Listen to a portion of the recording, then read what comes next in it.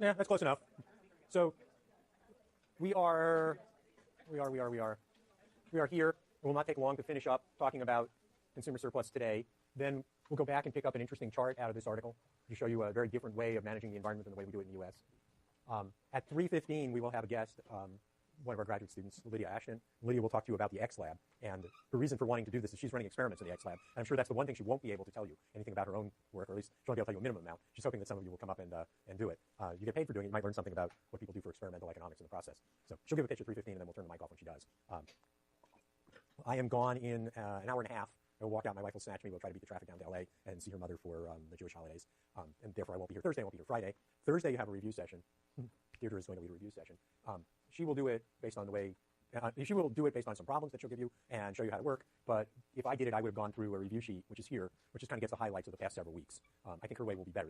We talked about it. And I think solving problems is better than my saying, remember how I explained this the first time? Let me explain it the same way again, just in case you didn't understand me the first time. So I'm happy with what's going to happen. Then we have the exam when we come back. Is that right? And so we'll have an exam when we come back.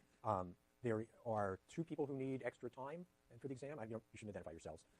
And you're going to take the exam in the DSP offices. They'll arrange for you to have a quiet place and do it. So I will deal with that hopefully in time when I get back. So that's where we are, and that's what we're doing. Oh, I patched up the link to the Stern review. It's worth a little bit. I'd like to look through the executive summary. If you look up Nicholas Stern, you'll find out that he now thinks that what he said in Her Majesty's white paper wasn't quite alarmist enough, and we ought to be doing more and doing it sooner, even than they said in the white paper. So that might interest you. We'll get to this eventually, and we'll get to that eventually. So let's go do slides. Okay, so I want to come back through this to equivalent variation, because it couldn't hurt to say this once again. So for equivalent variation, you have a project. Here the project is raising prices, make somebody worse off. But a project could be adding wolves. There are many potential projects. The project changes the person's utility. Here they were on the original difference curve. Here they are on their lower indifference curve. Equivalent variation is, in this case, taking away money until you've taken away enough money to get them on the new indifference curve. So there are 2 equivalent ways to move them from indifference curve 1 to indifference curve 2. Way number 1 is the project. Way number 2 is change the amount of money they have to spend. Those 2 ways are equivalent. In this picture, original budget constraint, new budget constraint with prices twice as large. Original tangency up there, new tangency down here on new lower budget constraint. And then you ask the question, if I took money away, how would I get them on the new budget constraint? Keep the original prices, take away money, shifts in the budget constraint parallel until it's tangent. You do that by eye. It's the only way you know how to do it. Mark the new tangency, because the diagram is calibrated in megawatt hours on this side and dollars of consumption for other goods on this side. The price over here is 1, and it's the same as income. So you can just read out the difference between where the new budget constraint hits, the one you shifted down parallel, and 98.93 in the original 10,000, and the difference is equivalent variation. The other story is compensating variation. And here the idea is to compensate you. The project makes you better off or worse off, don't care which, and then money is given to you or taken away from you until you return to your original indifference curve. You are compensated for the project. Again, same basic diagram, original budget constraint, new budget constraint, double the price. Reality is the same. You go from this tangency on 1 to this tangency on 2, but now the thought experiment changes. The thought experiment now is to take the place where you were on 2, so with the new prices, in other words, with the project, and add money until you get back up to the original budget constraint. So now I have this budget constraint, the lower one, shift it up parallel until I get a tangency. And the tangency, again, if you look where it hits the axis at 10,108. The difference between 10,108 and 10,000 is the compensating variation. The compensating variation is $108. So if you doubled their prices and gave them $108 in cash, then they would be no worse and no better off than they were before. That's the idea of compensating. So we walk through that again. Now I have a collection of sort of loose-endy stuff. And let me make this thing. Okay. So if you remember, for an individual, their total willingness to pay was the area under the demand curve from 0 out to the quantity. So how do you find total willingness to pay for a private good for a market demand curve? Well, the answer is you just take the market demand curve and you find the area under it. Or equivalently, you could take the individual demand curves and find the area under each individual and add them up. Well, why is that going to be the same? Let's see if we get a good picture. If we don't, I'll draw one. No, all right, so we'll get the algebra. We're going to do it this way. So here is the demand curve for an individual, right? Quantity is a function of price. And remember, the total demand curve is the sum of them. And that's our horizontal addition idea. So here is one person's demand curve. Here's the second person's demand curve. And what do? I choose a price, find a quantity for the first person and a quantity for the second person, add those 2 quantities to get the price, to get the quantity for all of them, right, for the sum of them. So if I took the area under the curve all the way out to Q, it would be the same as, I want to draw on board. It's not great for people who are watching it, but let me try. Same diagram, right? I just draw the same diagram. Here's a price. So here's quantity for the first guy. Here's quantity for the second guy, right? And here's quantity 1 guy plus quantity guy 2. Yep. Very straightforwardly. So what is the total willingness to pay? Well, the total willingness to pay for the good is the area under each of their demand curves. And if I've done this right, so this area plus this, which if I've drawn it right should be the whole thing because this is the additional. And Deirdre, I'm not so sure I have that right. So why don't you put it in your hat to make sure that I got it right. And if I didn't, straighten it out, please. If I were going to be back next time, I would do it. Public good is different. Public good, you have one individual, whatever their total willingness to pay is, remember all the individuals are the same because it's a pure public good. So whatever the amount one person has is the amount the next person has. So all you have to do there, if there are n people, is to multiply the willingness to pay by n. Now that's easy to draw. That was very, very easy to draw. And the reason why it's easy to draw is you just pick a demand curve for one person. Here's a quantity. Here's total willingness to pay, the area under demand curve out to the quantity. If there are two people, what do? You multiply it by 2. So you just multiply on upwards. So whatever this distance is, I double it. Whatever this distance is, I double it. Right? I produce a trapezoid that's twice as high. I just keep doing that on up to infinity. So a public good is going to add up and down. The private good is going to add across.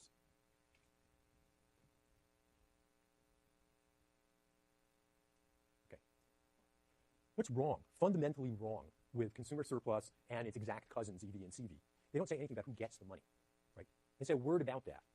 So just think of it in terms of consumer surplus. You have two individuals, right? One of them is very rich, the other is very poor. For argument's sake, they both have the same demand curve. They're both currently consuming the same amount. I realize that. I'm stretching reality here, but they are. And I consider giving one more unit of the good to each of them. Well, I just set it up so with respect to that good, they're the same. So both of them will get the same increase in total willingness to pay when they get one more unit of the good. So if you use total willingness to pay or consumer surplus or EV or CV as a measure of what's good, then you've just said that transferring $1 to Bill Gates in terms of total willingness to pay and transferring $1 to the guy who sweeps the street on Northside and sleeps under an awning somewhere have exactly the same social benefits. So when you see somebody say, oh, look, I calculated out the consumer surplus and that was $40 million, and I calculated out what the project cost and it was $20 million, and so that's obviously a good idea and we should spend the money. They've only told you part of the story. You then want to know, who gets this? I mean, is this welfare for the rich? And for instance, the farm programs are welfare for the rich because these days most of it goes to farmers who have a lot of land, and farmers who have a lot of land are pretty much definitionally got a lot of assets. So the program will transfer money to people with a lot of assets. Whether or not the program has benefits in terms of consumer surplus greater than cost is a wholly separate issue. What the program does is it takes money from the taxpayer and gives it to a subset of people, and the subset of people have a lot of money. You think that's a good project or a bad project? When you answer that question, you at least ought to consider who got the money. Consider instead, I build a new power plant to make electricity. The price of electricity goes down. Well, who consumes electricity? Well, the broad public consumes electricity. True, the people with bigger houses consume more electricity, and you won't be able to have a project like that transfer money just to the poor, but you don't exclude them either. So maybe there you'd be willing to say, first approximation, cost-benefit analysis is good enough. Everybody gets some of the money. Let's move on here. That might be a reasonable response. But at least you've got to ask the question, who got the money? Not just, was there more money created by this project than the project cost? Now we move into valuation, which is where we're going to go when we get back from our exam. There's fundamentally two ways to do valuation. One way to do valuation is I take my microphone, I shove it in her face and say, how much would you be willing to pay to save the spotted owls? And she gives some kind of answer. $40. It is a typical number, actually. All right? And that's called stated preference. And we'll talk about its good points and its bad points. And the other way to do it is to have a good where people's actions reveal what they're willing to pay. Well, candy bars would be like that. Just look at the market for candy bars, and you can see people's revealed preference for candy bars. They had a choice of keeping the money, or they had a choice of getting the candy bar. They chose the candy bar. They obviously must like the candy bar more than the money. It's called revealed preference. I don't have to worry about them lying. I don't have to worry about head games going on with them. It's straightforward. So those are the two fundamental ways. In both cases, you can set things up to be giving things to people or taking things to people and asking about the compensation in different ways. And that's going to lead to two concepts, willingness to pay and willingness to accept. And so before we get into the issue of how do I get the numbers, do I ask people questions, do I cleverly arrange things to see what they do, before we go there, let's at least straighten out what these two things mean and how they relate to our theoretical measures, CV and EV. Remember, okay?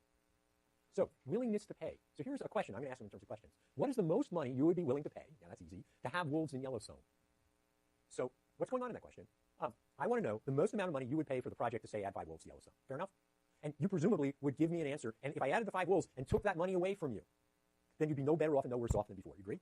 Paying the maximum. That therefore has to be CV. Why? Because we had a project and you compensated for the project. You got back to your original indifference curve. So here is a willingness to pay question that logically leads to compensating variation. Here's a little colder question. What's the most money you would be willing to pay so that ranchers won't kill wolves? All right? So what happens here? Utility is going to go down. There are two cases now. There's two forks. Fork 1, you pay the ranchers and the wolves live. Fork 2, you don't pay the ransom and the wolves die.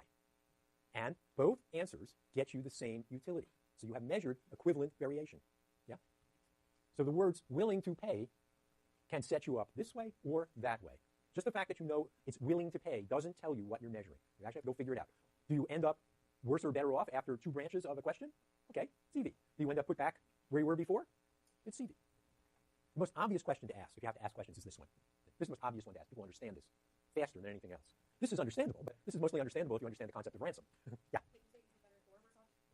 Which one? This one? EV is calculated, so you're either going to have dead wolves, which makes you worse off, or you're going to pay ransom, which makes you worse off. Right? And you're going to be equally unhappy both ways. So there's two forks to your dilemma. Whichever way you go, you're still going to be unhappy. Right? What makes it EV is that there are two forks. There are two equivalent ways to make you unhappy. Here, your happiness is unchanged. There may be wolves, but your happiness is unchanged. You have to pay for the wolves. The utility must change in EV because the project changes utility or the project isn't interesting. And then I just ask, okay, so I got your new utility through the project. There's another way to get it. I could add or subtract money until you were just as happy. There's always got to be two ways, and utility must change. Yeah. And here, your utility's got to be restored to where it started. That's the whole idea of compensation. So willingness to pay can lead to either, depending on how you ask the question. How about willingness to accept? Well, it's harder to ask these questions. What's the least amount of money you are willing to accept? Yeah. So the least amount of money I have to pay you instead of having an increase in wolf numbers. So now set it up as an EV. Will you take money from me? How much money will you accept? That's one possibility. The other possibility is the project, more wolves. And because you're taking the money, we phrase it as what's the least amount of money you would accept.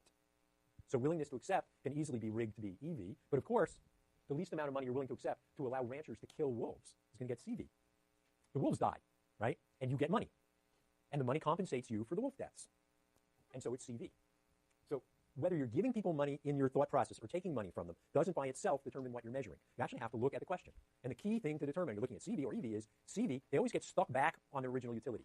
The least amount of money you're willing to accept to allow ranchers to kill wolves. The ranchers kill the wolves dramatically. And so the only question is how much money you take for it. You take the amount of money, the least amount of money gets you right back on your original utility, CV. Utility does not change. So we now have two new terms, willingness to accept and willingness to pay, and we will exploit them later next week. So I think we have a bit of economics we can do. So what about price discrimination, where you charge people different prices? First of all, is your world about price discrimination relative to what my world was at your age? Is it or is it not? Price discrimination is there are prices for each person. A supermarket is not, a supermarket of the 1950s is not price discrimination. Doesn't matter what my name is. There's the price on the shelf, and every Wednesday there are coupons. Anyone can take the coupons.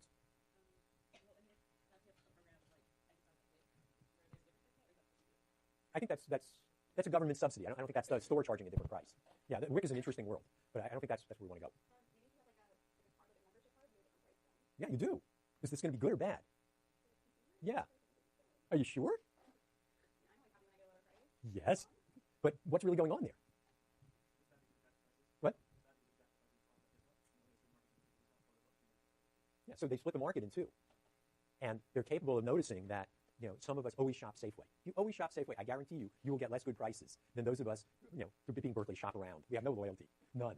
And so they're always trying to make it better for us. So in addition to the things that used to be coupons, so you think about how this system works these days. There are coupons effectively coupons in the store. If you give them your phone number, then you get a lower price, and everybody who has a phone number or a card gets a lower price. And that used to be you get the coupons in your Wednesday newspaper. That's fine. The second thing they're doing is they're printing coupons just for you. That's price discrimination. That's where they're noticing, when I go to their store, I only shop canned goods and things that come in boxes. And so then they'd want to give me a coupon to try to get me into the other aisles that they wouldn't want to give you. And yes, somebody has to pay for that. So in the extreme, they would be able to charge each of us a different price. And I think someone like Target comes much closer. If you want to read something scary, go look up, I don't know how you find it. There's a Target article in the New York Times, must be New York Times Magazine, 3 years ago maybe. And the story is roughly this, that Target prints books, which it mails to you. But those books can be customized and are customized down to the customer level. So two people on the same street may not get the same book. It's very much, for them, a matter of getting you in an aisle of the store you haven't been in. So for instance, I might be a Target customer for kids' clothing and school supplies. And they will want to get me to discover their wonderful selection of small appliances. So they'll send me a coupon for small appliances. They really will do that. If you read the article, you'll see that what it was about was baby supplies. So the biggest change in consumption habits happens